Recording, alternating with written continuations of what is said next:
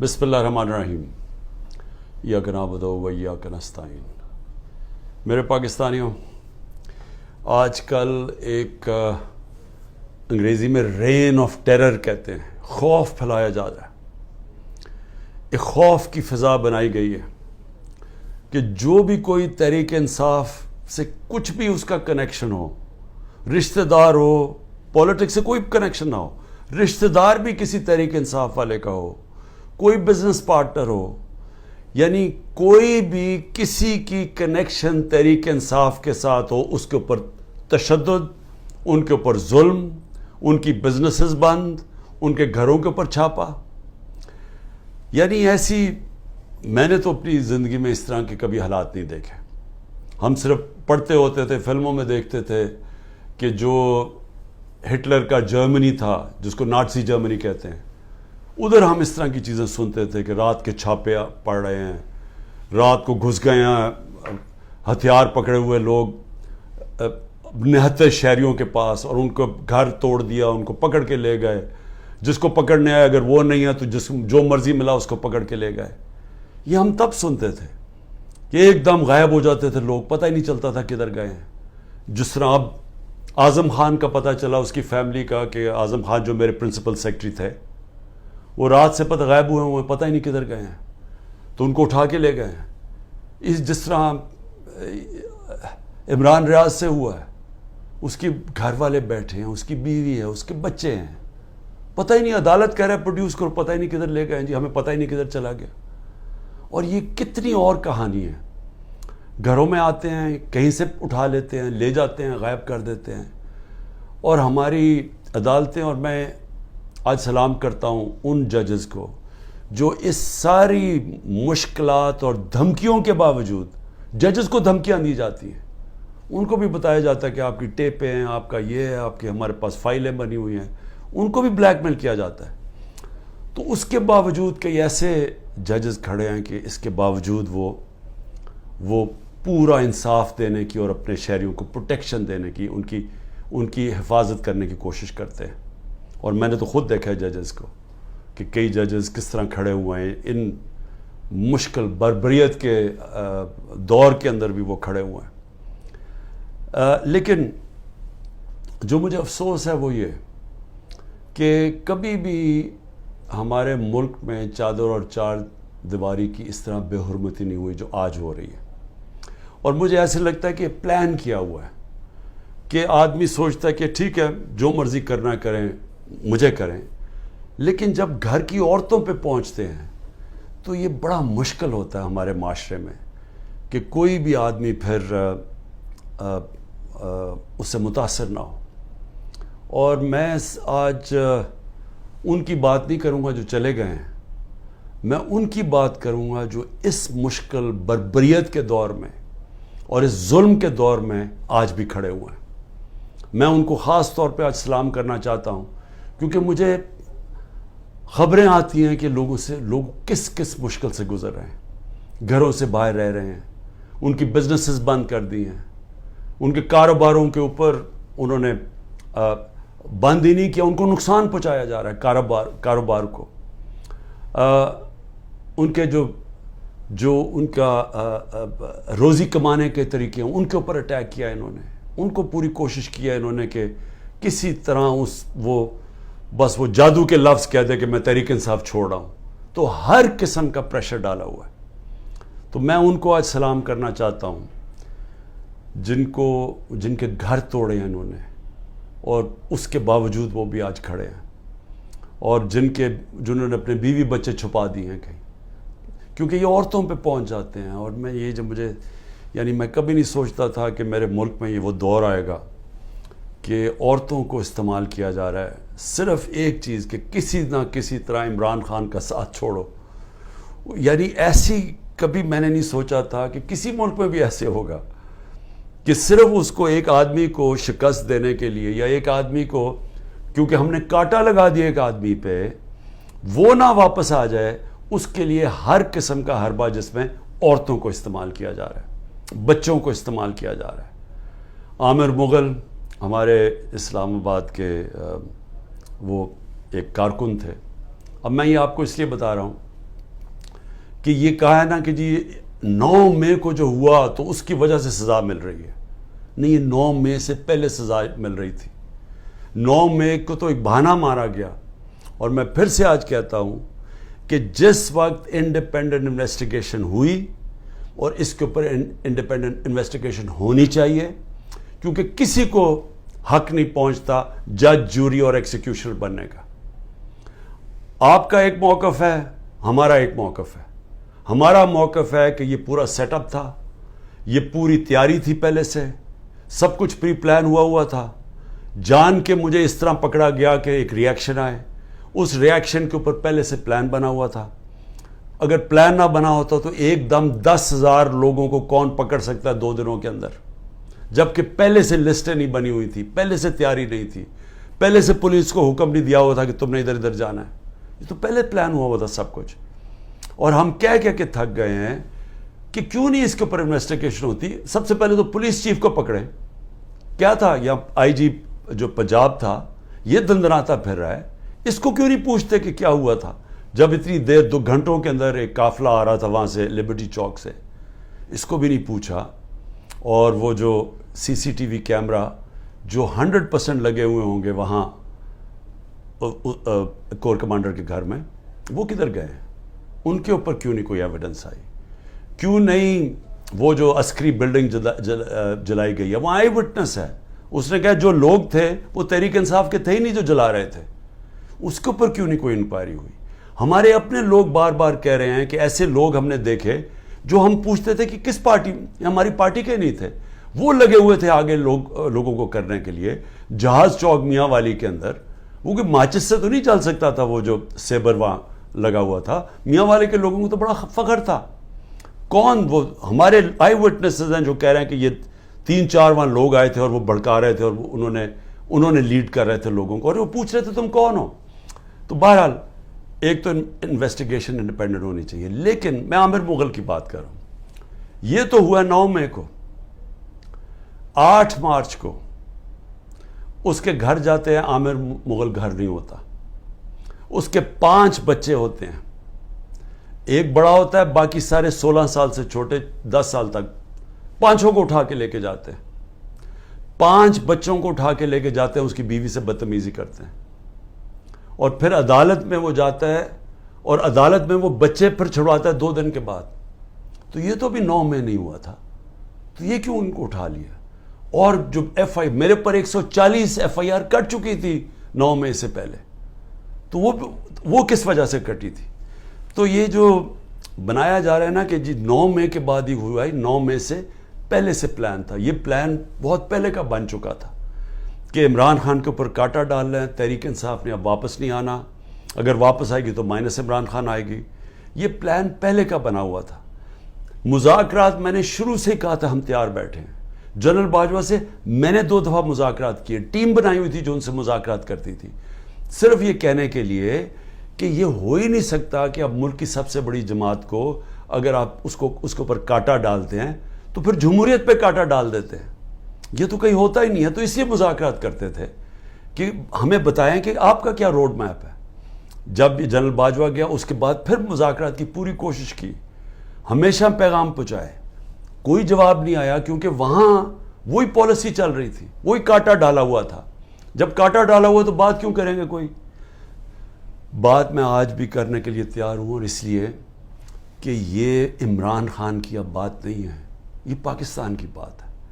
ہمارا ملک جس طرف جا رہا ہے, اس ملک میں کوئی امید نہیں رہ جائے گی لوگوں کی. 10 لاکھ پاکستانی پروفیشنلز ملک چھوڑ کے چلے گئے ہیں, پاکستان کے ڈالرز ملک سے باہر انویسٹ ہو رہے ہیں. لوگوں کو پاکستان کے اوپر اعتماد ختم ہوتا جا رہا ہے, امید جا رہی ہے. اور اگر اسی طرح چلتا رہے تو آگے کوئی بھی ہوپ نہیں ہے. تو کوئی تو پلان ہوگا نا. چلے مان لیا عمران خان نہیں ہے, پی ٹی آئی ختم کر دی. جس طرح ابھی یہ کراچی کے اندر لوکل گورنمنٹ کا الیکشن کروایا ہے, اب اگر اس کو الیکشن کہتے ہیں تو اس طرح تو سارے ڈکٹیٹرشپس کے اندر ایسے الیکشنز ہوتے رہے ہیں جن کی کوئی اہمیت نہیں ہوتی, کوئی مانتا ہی نہیں ہے ان کو. تو یہ الیکشن کہ تحریک انصاف اور جماعت اسلامی کے ووٹ دیکھیں کتنی, 8 سے 9 لاکھ, پیپلز پارٹی کے 3 لاکھ ووٹ، اتنا بڑا فرق، اور وہ جیت جاتی ہے پیپلز پارٹی. اور جس طرح وہ جیتی ہے پولیس کا استعمال کر کے، تو یہ تو کوئی الیکشن نہیں ہے، اور اس سے تو کوئی ملک کا فیوچر نہیں ہے. کیونکہ الیکشنز تب الیکشن مانے جاتے ہیں جب جس ملک میں رول آف لا ہوتا ہے، جس ملک میں انصاف ہوتا ہے. تاکہ جب انصاف ہوتا ہے وہ پھر صاف اور شفاف الیکشن کرواتا ہے. اس ملک میں عدلیہ ان کے حقوق کی حفاظت کرتی ہے، وہ پھر ملک آزاد ہو جاتا ہے. جمہوریت کا صرف مقصد ہی ایک ہوتا ہے، آزادی دینا. جمہوریت کے اندر اگر لوگ آزاد نہیں ہیں وہ جمہوریت نہیں ہے. اور جمہوریت کے اندر آزاد ادارے ہوتے ہیں، آزاد الیکشن کمیشن ہوتی ہے، آزاد عدلیہ ہوتی ہے، وہ لوگوں کے حقوق کی حفاظت کرتی ہے. جب لوگوں کے حقوق کی حفاظت کی جاتی ہے، فنڈامنٹل رائٹس کو پروٹیکٹ کرتے ہیں، قوم آزاد ہو جاتی ہے. اور آزاد قوم وہی اسی کی پرواز اوپر جاتی ہے. میں آپ کو مثال دیتا ہوں. ایسٹ جرمنی، ویسٹ جرمنی، دوسری جنگ عظیم کے بعد ایسٹ جرمنی کے اندر ڈکٹیٹرشپ آ گئی، ویسٹ جرمنی میں جمہوریت آ گئی. جب 50 سال کے بعد ایسٹ جرمنی آزاد ہوتا ہے اور اکٹھے ہوتے ہیں تو ایسٹ جرمنی پیچھے رہ جاتا ہے، ویسٹ جرمنی اوپر چلا جاتا ہے، ایسٹ جرمنی نیچے آ جاتا ہے. اسپین کی میں مثال دیتا ہوں.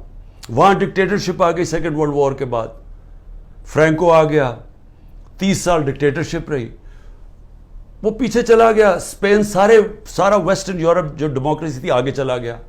Soviet Union, second world war کے بعد 2 بڑی طاقتیں تھیں، امریکہ اور سوویت یونین. اصل میں سوویت یونین نے نازی جرمنی کو شکست دی تھی، ان کے پاس طاقت تھی.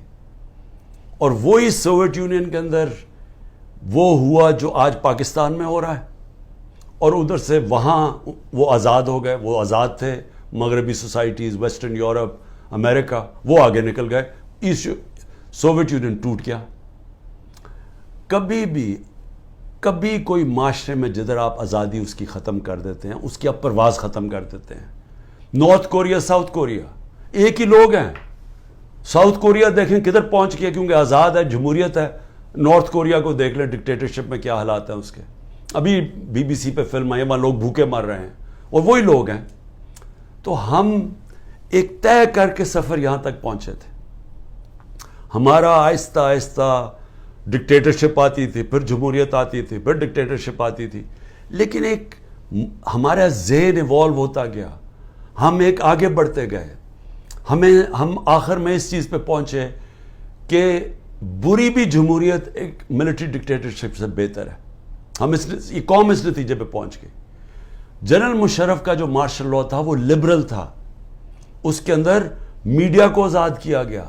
الیکٹرانک میڈیا مشرف کے دور میں آزاد ہوا. میں اپوزیشن میں تھا، میری آزادی رائے تھی، میں بول سکتا تھا. ہم پارلیمنٹ میں بولتے تھے، میں ٹی وی پہ چینلز پہ جا کے بولتا تھا. کیونکہ وہاں میڈیا نے اور میڈیا کے لوگوں نے پچھلے 30 سال میں بڑی جدوجہد کی اپنے آپ کو آزاد کرنے کے لیے. آج وہ سارا زیرو پہنچ گیا. آج اچھے صحافی باہر بھاگ گئے. ارشد شریف کو شہید کیا، صرف اس کی باتیں نہیں پسند آ رہی تھیں.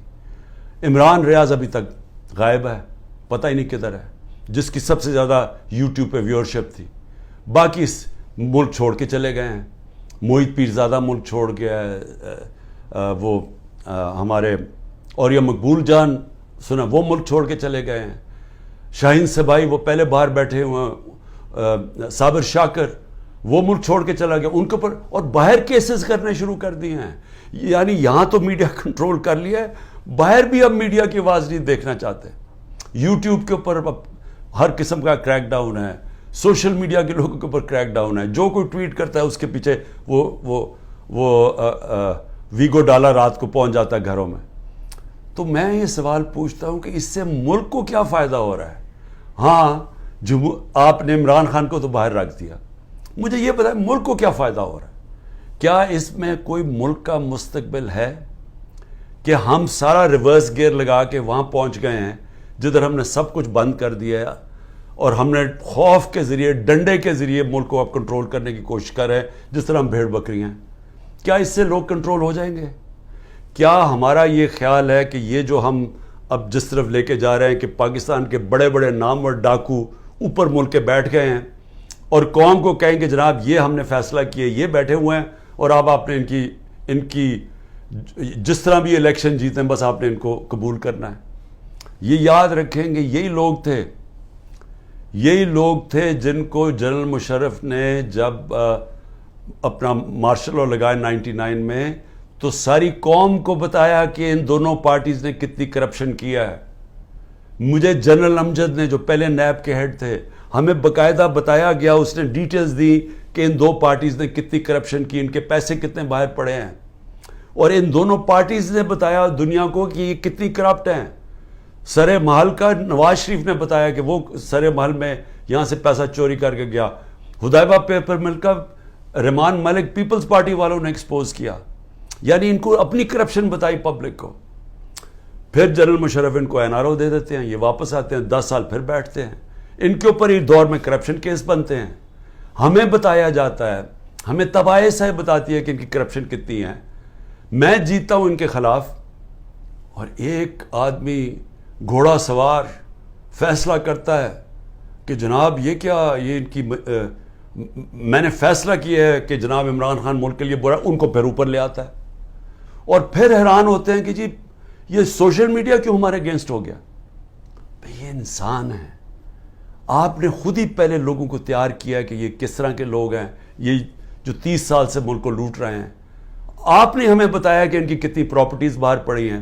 یہ جو ہیں یہ تو تھوڑی سی ہیں، باقی جو اور ہمیں پراپرٹیز بتائی گئی ہیں ان کی کتنے انہوں نے بینامی پراپرٹیز لی ہوئی ہیں ملک سے باہر، کہ چوری کر کے ملک سے باہر پیسہ لے کے گئے ہیں.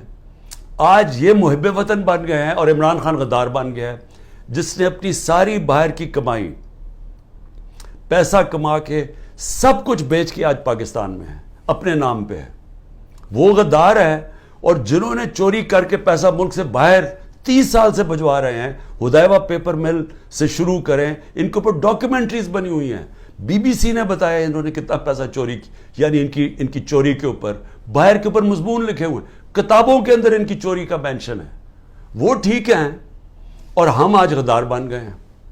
تو کیا قوم یہ مانے گی یہ چیزیں؟ کیا قوم سمجھ جائے گی کہ آپ جب فیصلہ کریں گے کون غدار ہے تو قوم بھی ان کو غدار، اگر وہ نہیں مانے گی تو قوم کو ڈنڈے سے آپ سیدھا کریں گے؟ دیکھیں میں آخر میں اپنی قوم سے اب مخاطب ہوں. دیکھیں جس طرف ہم نکل رہے ہیں، مجھے اپنی قوم کے اوپر مجھے یہ خوف ہوا ہے کہ ہم اگر قوم بحیثیت قوم کھڑے نہ ہوئے، ظالم حکمران کے خلاف کلمہ حق پڑھنا، یہ اللہ کو وہ چیز پسند ہے جو سب سے بڑی کوالٹی. کیوں پسند ہے اللہ کو؟ کیونکہ جب آپ ظلم کے سامنے سر جھکاتے ہیں آپ غلام بن جاتے ہیں. جب آپ ظالم کے سامنے کھڑے ہوتے ہیں، ظلم کے سامنے اپنی آواز بلند کرتے ہیں، اس کو جہاد کہتے ہیں. اور جہاد کیوں اللہ نے جہاد کو اتنا بڑا رتبہ دیا اسلام میں؟ کیونکہ آزادی کے لیے آپ کرتے ہیں. کیونکہ اللہ کو پتہ ہے کہ آزاد انسانی کا پرواز اوپر ہے. میں نے آپ کو مثال دے دی کہ وہی لوگ ایسٹ جرمنی ویسٹ جرمنی آزاد لوگ اوپر چلے گئے، دوسرے نیچے چلے گئے. وہی کوریا کے اندر north Korea south Korea, north Korea dictatorship وہ نیچے چلے گی، وہ خوشحال ہو گئے.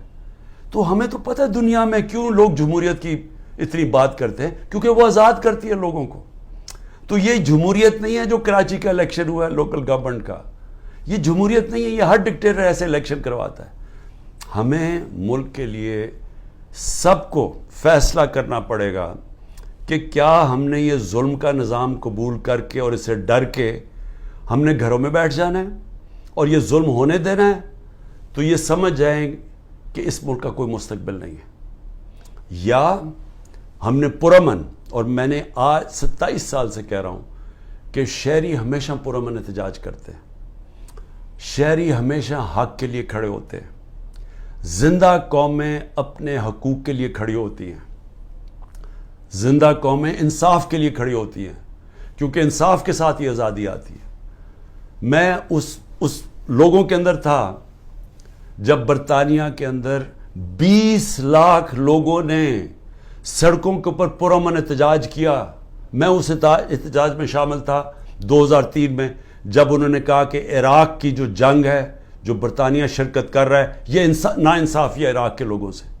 برطانیہ کو فائدہ ہو رہا تھا, تیل کے لیے جنگ تھی, لیکن لوگوں نے, زندہ قوم نے کہا کہ یہ ناانصافی ہے عراق کے لوگوں سے, اور وہ 20 لاکھ لوگ سڑکوں پر نکلے. یہ زندہ قوم ہوتی ہے.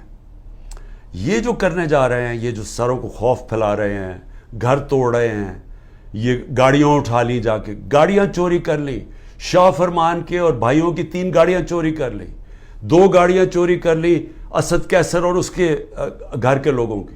شاہرام ترکئی ان کے گھر میں جا کے 2 گاڑیاں جا کے اٹھا کے لے گئے. پولیس چوری کر رہی ہے. جن کے گھروں میں جاتے ہیں وہاں چوری کر لوٹ لیتے ہیں. میرے گھر میں جب یہاں آئے تھے تو جو چیز ملی چوری کر کے لے گئے. تو کیا ہم اس کو قبول کریں گے اور خوف کے سامنے جھک جائیں گے, یا ہم ایک زندہ قوم کی طرح کھڑے ہوں گے؟ یہ جو اس وقت خوف پھیلایا جا رہا ہے, میں آپ کا مقصد اس کا بتا دوں. اس کا مقصد یہ ہے کہ انہوں نے پلان کیا ہوا, یا ملٹری کورٹ کے ذریعے, یا یہ کوئی قتل کے کیس اور ڈال رہے ہیں, یا ابھی میرے پاس کوئٹہ کا قتل کا کیس ڈال. ان کی کوشش یہ ہے کہ مجھے پھر اب انہوں نے پکڑنا ہے. اس کے لیے گراؤنڈ تیار کر رہے ہیں کہ خوف اتنا پھیل جائے کہ جب آپ عمران خان کو پکڑیں تو قوم چپ کر کے بیٹھ جائے. یہ سارا پلان ہے. میں صرف آپ کو کہہ رہا ہوں کہ میں تو تیار ہوں, میں تو تیار ہوں جیل کے لیے, میں تو ہر چیز کے لیے تیار ہوں.